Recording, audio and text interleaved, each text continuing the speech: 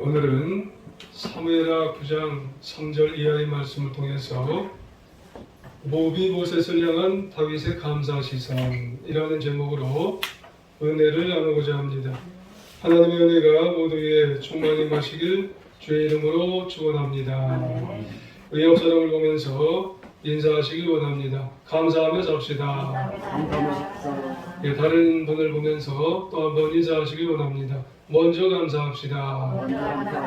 잘하셨습니다. 오늘부터 추수감사절까지 몇 주간, 한 3주간 되겠죠. 감사를 주제로 말씀을 나누는 시간을 갖도록 그렇게 하겠습니다. 오늘은 첫 번째 시간으로 다윗의 감사로 사울의 집을 향해서 좀 더 구체적으로는 무비보셋에 대해서 다윗이 어떻게 감사를 했느냐라고 하는 그런 말씀을 우리가 나누도록 하겠습니다. 오늘 본문 말씀에 보면은 무비보셋이라고 하는 사람이 나옵니다. 이 무비보셋은 사울 왕의 손자입니다. 그리고 사울에게는 요나단이라는 왕이 있어요. 요나단이라는 자녀가 있어요. 자식이죠. 근데 그 요나단의 아들이 바로 무비보셋입니다. 사실 이 무비보셋은 아무 일이 없으면은 이스라엘의 3대 왕쯤은 아마 되지 않을까 그렇게 생각을 합니다. 하지만 이 무비보셋이 5살 때 있었던 사건이에요. 인생이 완전히 절망적인 그런 사건이 이제 발생을 합니다. 그것은 이웃나라인 블레셋과의 전쟁에서 할아버지 사울과 또 요나단, 아버지죠. 그리고 이제 요나단의 형제 다 비참하게 목숨을 다 잃는 전쟁이 있었어요. 길보아 전투라고 길보아선에서 전투를 통해서 할아버지도 죽고 아버지도 죽고 그 형제들도 다 죽게 됩니다. 성지순례 때 길보아산에 직접 올라가 봤는데 굉장히 좀 높더라고요. 그리고 멀리서도 봤어요. 굉장히 요새식으로 되어 있는데 그곳에서 이제 사울의 일가족이 다 죽었어요. 근데 그때 다급해진 유모가 황급히 도망가다가 5살 때 무비보셋을 그만 떨어뜨리고 만 겁니다. 그 후유증으로 무비보셋이 다리가 이제 쩔뚝이는 이제 중증 장애인이 됐어요. 양다리가 다 이제 못 쓰는 그런 장애인이 되고 말았습니다. 그래서 이 무비보셋은 하루아침에 인생이 나락으로 떨어지는 그런 비극을 경험하게 되죠. 몸도 그렇고 부모의 사랑을 받아야 되는데 부모 사울도 죽고 아버지도 죽고 다 죽게 되어져서 깊은 산속에 숨어 지내야 하는 그런 모습이 되는 거죠. 여러분 혹시 사극 드라마를 보신 경험이 있으시겠죠? 여러분 사극 드라마를 보면은 새로운 정권이 들어서면은 이전 정권이 있던 사람들은 후환을 없애기 위해서 다 죽여버립니다. 전멸시켜버려요. 그렇다면 다윗이 왕이 되었을 때는 여러분 어떨까요? 대부분의 사람들이 아마 그럴 거다 그렇게 생각을 하겠죠. 다윗도 사울 왕이 죽은 이후에 새로운 이스라엘의 왕이 된 다윗은 사울과 철천지 원수였어요. 죽이려고 그냥 항상 사울을 젊었을 때부터 청년 때부터 다윗을 죽이려고 그냥 이제 다녔기 때문에 하늘에 사무치도록 한이 맺힌 원수이기 때문에 이 사울의 일가족을 싹 죽여야 되지 않느냐 이런 생각이 다 그 당시 사람들도 그렇게 생각이 들었을 거예요. 그래서 아마도 이 무비보셋의 유머는 다윗에게 이제 신분이 노출되면 안 되잖아요. 무비보셋의 신분이 노출되면은 이 큰일 납니다. 아마 그 자리에서 죽던지 아니면은 정말 이 심판을 받아서 죽던지 굉장히 어려움을 당했을 거예요. 그래서 날마다 이 어머는 모비보셋에게 그랬을 거예요. 들키면 우리 안 됩니다. 큰일 납니다. 우리는 죽을 겁니다. 주의를 주었을 거예요.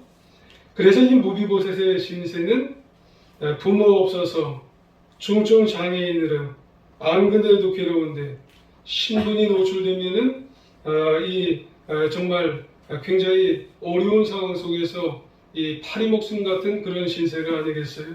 늘 불안한 거예요. 늘 두려운 거예요. 늘 고통 속에서 살아가는 신세인 겁니다. 한마디로 인간으로서의 제대로 삶을 영위하지 못하는 겁니다.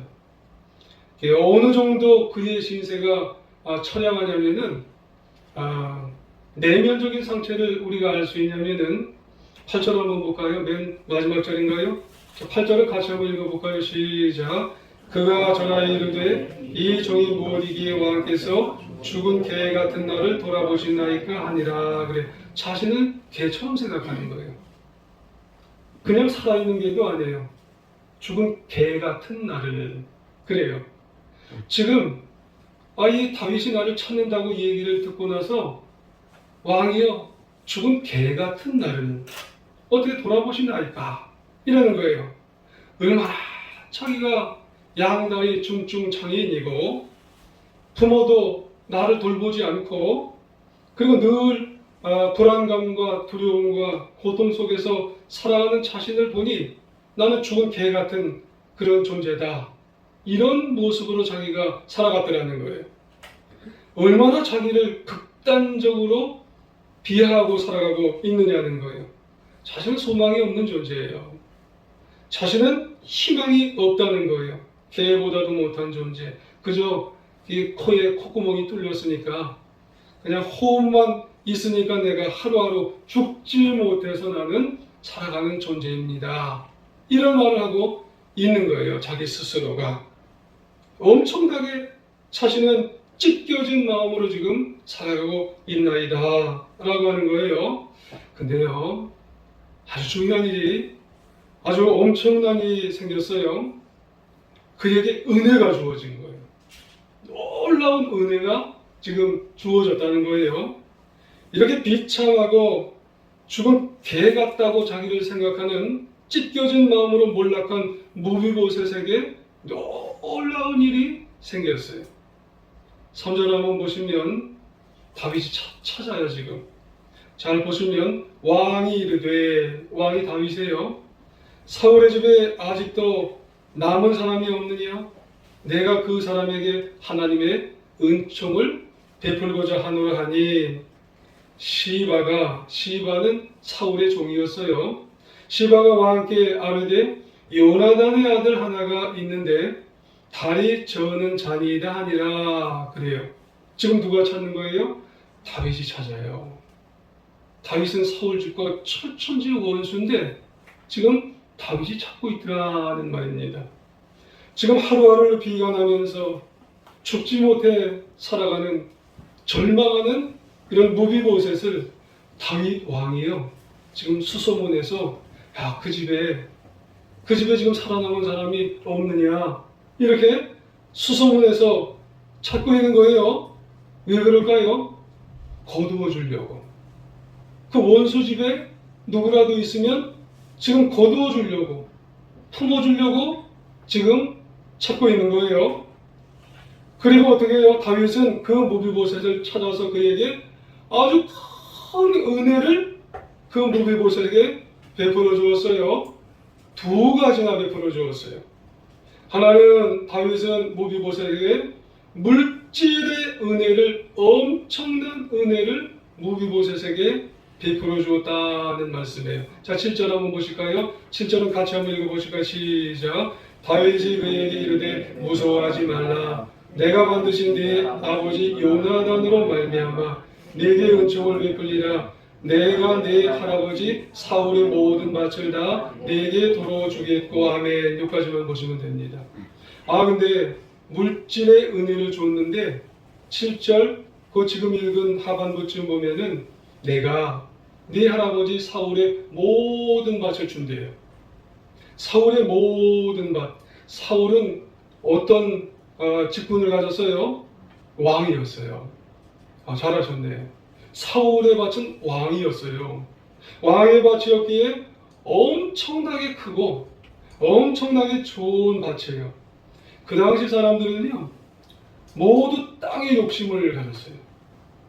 그렇다면 이 왕의 밭이었기 때문에, 왕의 땅이었기 때문에 다윗도 새로운 왕이 됐으니까 얼마든지 이 사울의 땅, 왕의 땅에 욕심을 가질 수 있지 않겠어요? 하지만 이 다윗은 사울 땅에 욕심을 안 가졌어요. 한 평도 갖지는 않았어요, 욕심을. 게다가 사울의 종이었던 시바가 나중에 우리가 성경을 나중에 한번 읽어보세요. 그 땅을 욕심을 냈어요. 그래서 무비보셋이 형편없는 개 같은 존재로 살아간다고 하잖아요. 양다리 중증장애인이에요. 근데 자기가 그걸 가지려고 욕심을 냈던 적이 있어요. 근데 못 갖게 했어요. 적극적으로 누구에게 가지게 배를 했냐면은 무비보셋에게 갖게끔 이렇게 배를 했어요. 보호를 해줬어요. 정말 무비보셋으로서는 생각지 못하는 은혜를 받는 거예요. 그래서 그 땅을 누가 다 받게 되었는 줄 아세요? 무비보셋이 할아버지 사울의 땅을 다 받았어요. 원수와 같은 다윗을 통해서 그 땅을 다 받았다는 거예요. 그리고 두 번째로 또 이 무비보셋은요, 다윗을 통해서 명예의 은혜를 받았어요. 자, 7절 우리가 지금 읽지 않은 그 뒷부분입니다. 또 너는 그 이유를 한번 같이 읽어볼게요. 시작. 또 너는 항상 내 상에서 떡을 먹을지니라 하니 아멘. 그래요. 이것은 무슨 은혜를 받았냐면 무비보셋으로 하여금 다윗의 식탁에서 먹을 수 있는 특권입니다. 아니, 지금 이 무비보셋은요, 자기가 아무것도 아니고 절망 가운데 살아가고 나는 개 같다고, 죽은 개 같다고 생각했던 그런 사람인데 누구와 함께 먹어요? 왕과 함께. 왕과 함께 식탁에서 먹는 거예요. 겸상을 하는 거예요. 여러분, 왕과 겸상을 한다는 것은요, 이거 아무나 하는 게 아니라는 거예요. 여러분, 대통령과 겸상하는 건 이거 아무나 할 수 있는 게 아니죠. 여러분, 같은 의미는 아닐런지 모르지만 여러분 이해를 돕기 위해서 말씀을 한마디 드리면, 저는 29살 때 기도원을 갔어요. 그때 전도사예요. 그때 성경도 잘 모르고, 그때 영적으로 뭐가 어떻게 되는지도 잘 몰라요. 그때 가니까 그곳에 원장님이 계세요. 그분은 영분별의 은사를 받으셨다, 이렇게 해서 여러 분들이 많이 오셨어요. 그런데 예배를 드리고 나면 식사를 꼭 하시는 거예요. 근데 거기에 예배 식탁을 원장님과 하시는 분들이 꼭 계세요. 그래서 예배 드리고 가면 나도 저기 가서 같이 밥을 먹으면서 내 얘기를 좀 나누고 그랬으면 좋겠는데, 근데 원장님과 식사를 하기 위해서는 1년이 지나도 안 되는 거예요. 2년이 지나도 안 돼. 수년이 지나도 안 되는 거예요. 근데 나중에 한번 식사를 같이 식탁자를 해서 얼마나 좋은지. 왜냐하면 식탁이 가깝잖아요. 그래서 제가 식탁을 자리를 하면서 저는 이런 문제가 있어요. 저런 문제가 있어요. 너무 쉬운 거예요. 식탁 같이 하니까. 이런 얘기도 있어요. 식사를 같이 한번 하려고 줄을 서는 경우도 있더라고요. 게다가 돈도 내요. 돈도. 세계 최고 경영자인 워렌 버핏이라고 하는 회장님이 있더라고요. 이분은 3시간 그분과 식사를 하려고 줄을 섰어요. 줄을 섰어. 그리고 얼마를 내냐면은 457만 달러. 우리 돈으로 그때 계산을 한 게 59억 원을 내는 거예요. 한 끼 식사를 하느라. 그리고 어떤 사람은 1900만 달러를 내더라고요. 246억 원을 내고 3시간 식사를 하는 거예요. 그래서 그 식사를 아주 그분들은 소중하게 여기게 되어서 그 식사 한 자리를 그렇게 소중하게 여기더라고요. 여러분, 그렇습니다. 지금 다윗은 누구를 왕의 식탁 자리로 오게 했어요? 그 무비보셋을. 여러분, 이 무비보셋이라는 사람을 왕의 식탁 자리로 오게 만드는 게 뭐예요? 바로 왕족으로서의 명예를 회복해 주는 거예요. 그래서 선포하는 거예요. 이 사람은 왕족으로서의 모든 명예를 회복해 준다. 이런 이야기를 하는 거예요. 여러분, 그렇다면 이 무비보셋에게 이런 일이 있을 수 있는 일이 과연 어떻게 있을 수 있을까라고 하는 거예요. 어떻게 이 무비보셋에게 이런 일들이 물질로서 그리고 명예로서 이런 일들이 어떻게 회복이 가능할까라고 하는 말씀이에요. 여러분, 무비보셋을 향한 다윗의 두 가지 시선 때문에 그래요. 다윗의 두 가지 감사의 시선이 있었기 때문에 이런 일들이 있었다는 말씀입니다. 여러분, 우리도 이런 상대방을 바라보는 그런 시선을 우리도 배우고, 그리고 이걸 교훈 삼아서 우리도 주변에 있는 사람들을 이런 시선으로, 이런 감사의 눈으로 바라보며 살아가야 될 줄 믿습니다. 한 가지는 뭐냐면, 다윗은요, 상대방에 대해서 아주 건강한 시선, 다시 말해서 좋은 면을 보려고 하는 시선을 가졌어요. 사실 다윗 입장에서 무비보셋처럼 복잡한 그런 마음을 갖게 하는 사람 존재도 없을 거예요. 왜 그럴까요? 무비보셋을 딱 보면 무비보셋의 얼굴 속에서 두 사람의 모습이 보여요. 누가 보이는 줄 아세요? 하나는 우정의 요나단이 보여요. 그리고 또 한 가지는 누가 보이는 줄 아세요? 원수의 사울이 보이는 거예요. 그렇지 않겠어요? 요나단이 딱 이 무비보셋이 오면은 나를 정말로 잘 해주었던, 어려운 가운데서도 생명의 은인같이, 그리고 나를 친구같이, 그리고 가장 고독하고 괴롭고 죽고 싶은 가운데서도 나를 정말로 항상 인도해 주었던 요나단의 얼굴이 그 속에서 보이는 거예요. 무비보셋 속에서. 근데 그게 다가 아니에요. 무비보셋의 얼굴 속에는 원수가 보이는 거예요. 사울이 보이는 거예요. 정말 사울이 보이면 어때요? 가만히 하프를 쳐서 위로를 해주고 있는데 갑자기 창을 들고 날 죽이려고 하는 얼굴이 보이는 거예요. 때로는 수천 명의 군사를 동원해서 나의 생명을 뺏으려고 하는 얼굴이 무비보셋의 얼굴 속에서 보이는 거예요. 여러분, 사람의 얼굴 속에는 양면이 이렇게 보여요. 그렇습니다, 여러분. 이런 무비보셋의 양면적인 모습은요, 다윗만 경험하지 않은 거예요. 여러분, 대인관계를 해보고, 여러분 인간관계를 해보고, 모든 사람을 대하고 사귀다 보면은요, 우리도 시시때때로 사람을 보면은 두 가지 또는 그 이상의 얼굴이 그 사람 얼굴 속에서 이렇게 보일 때가 있어요.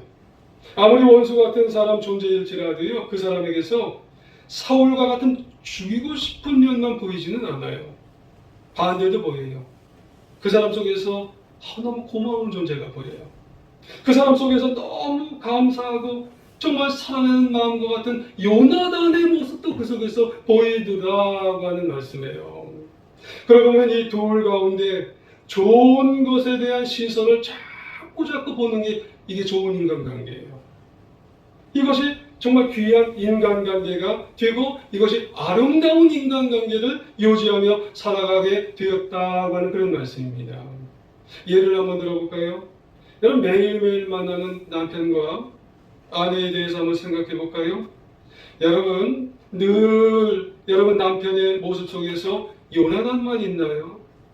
여러분, 남편의 모습 속에서 늘 나를 정말 귀하게 여겨주고 나를 정말 보듬어주고 이런 남편의 모습 속에서 요나단의 모습만 여러분 있나요? 여러분, 가만히 생각해 보세요. 세상에서 내게 고마운 일을 해준 그런 분이, 그런 사람이, 남편만큼 이렇게 고마운 사람이 이 세상에서 어디 있겠어요? 근데 한편 여러분 생각해 보면 가장 가까이 있으면서 여러분 남편만큼 내게 상처를 준 사람도 또 없는 거예요. 사울처럼 남편만큼 나에게 상처를 준 사람도 이 세상에 없더라고 하는 말씀이에요. 또 반대로 생각해 보면 남편도 아내를 보면 너무 고마운 거예요.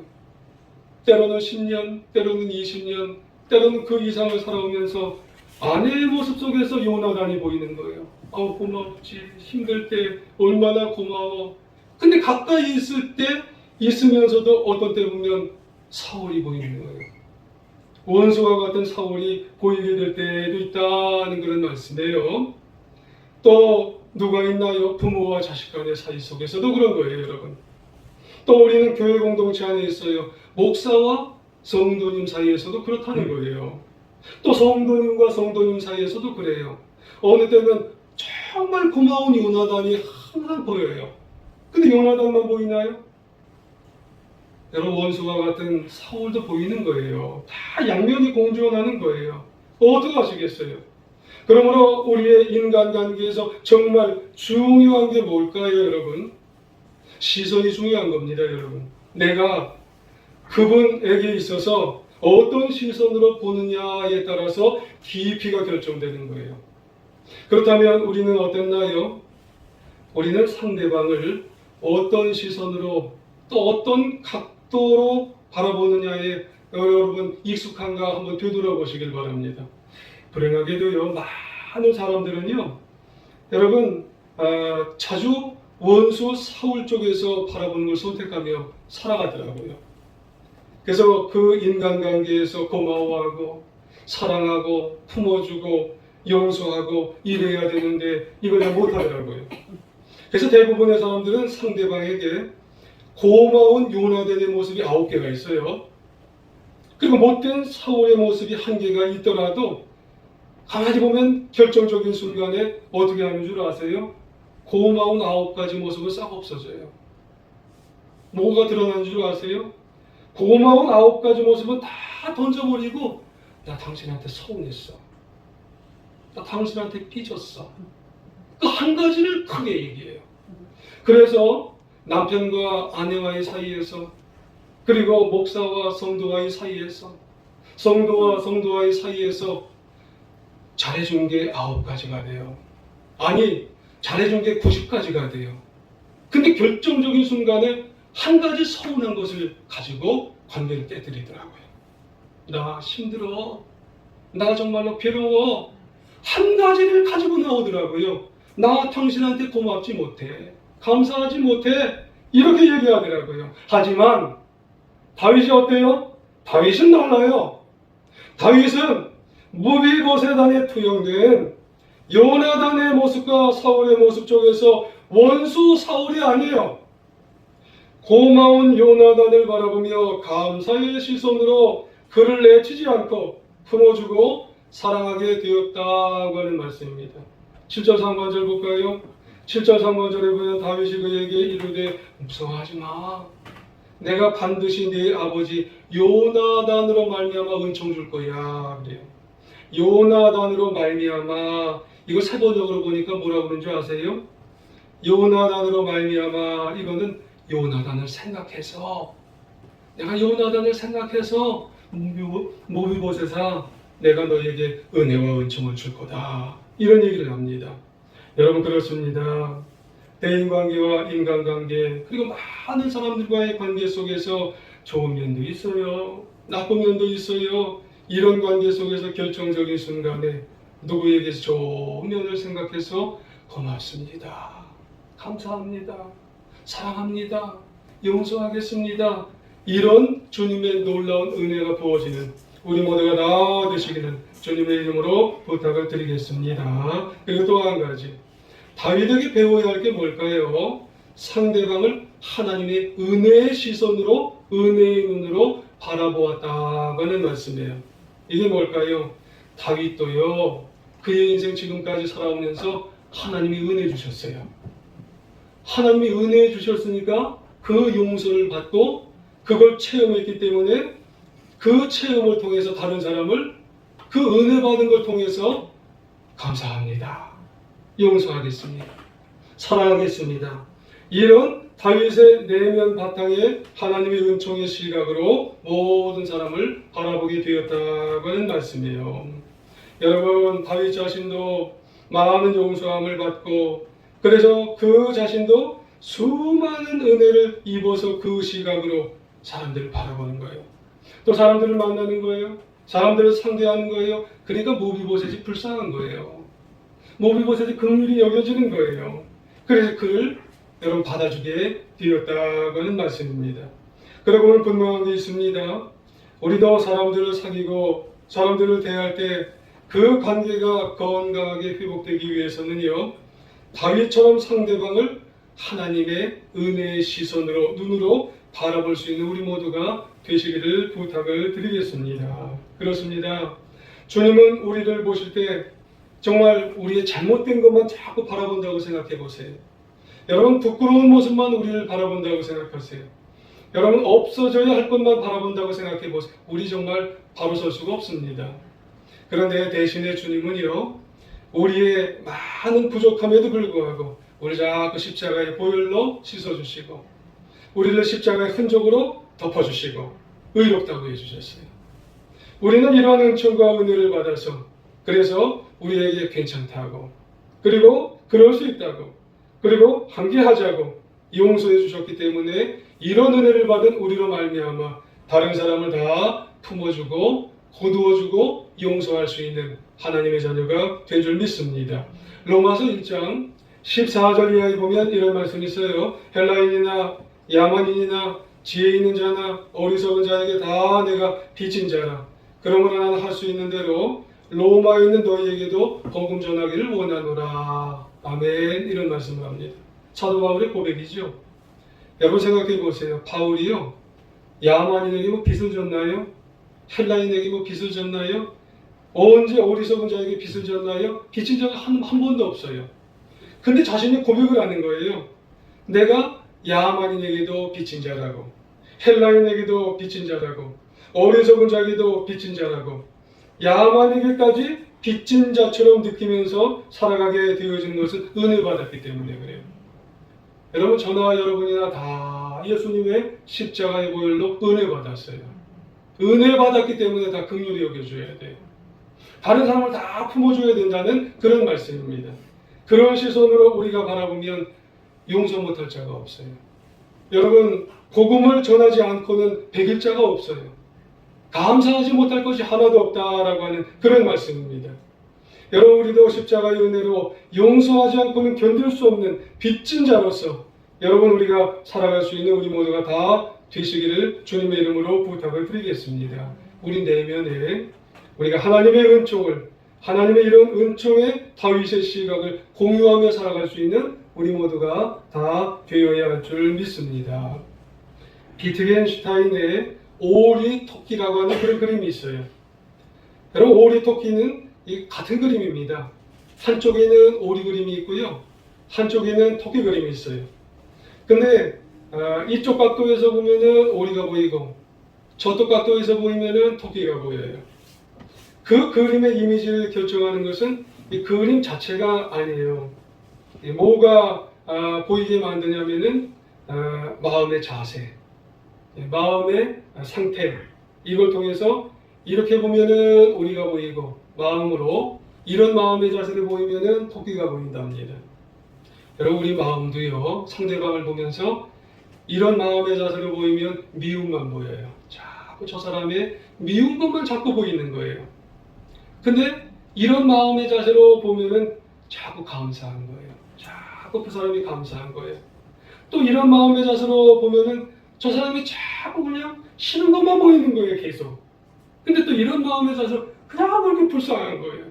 내가 은혜 받아서 그런 마음으로 자꾸 너무 자꾸 불쌍하고 안 돼 보이고 이런 마음이 보인다는 그런 말씀이에요. 여러분, 지금 우리의 각자 마음 안에 여러분, 요나단을 향한 감사의 시선에 눈을 뜰 준비를 가지고 살아가시기를 부탁을 드리겠습니다. 하나님의 은혜에 그런 시선을 여러분 가지고 살아갈 수 있는, 왜요? 내 은혜 받았기 때문에. 나만 은혜 받고 그냥 싹 입을 쓰시겠어요? 여러분, 내가 은혜 받았기 때문에 다른 사람들도 은혜를 여러분 나누어 주셔서 긍휼한 마음으로, 불쌍한 마음으로 여러분 모든 사람을 사랑하시고 용서하시고 감사하셔서 나도 기쁘고 주님께도 기뻐하심을 여러분 나눠드릴 수 있는 우리 하나님의 자녀들 다 되시기를 부탁을 드리겠습니다. 아무쪼록 우리 모두 남은 인생 살아가시면서 내가 먼저 무비보셋을 향한 감사의 시선을 가지시고 잘 감당하셔서 주어진 여러분 기업마다 그리고 가정에서 교회에서 그리고 만나는 사람들마다 놀라운 여러분 하나님의 은혜를 나누어 감사하며 살 때에 서로 기쁨이 넘치는 감사가 넘치는 귀한 인생 살아가시기를 간절히 주님의 이름으로 부탁드리며 축원합니다.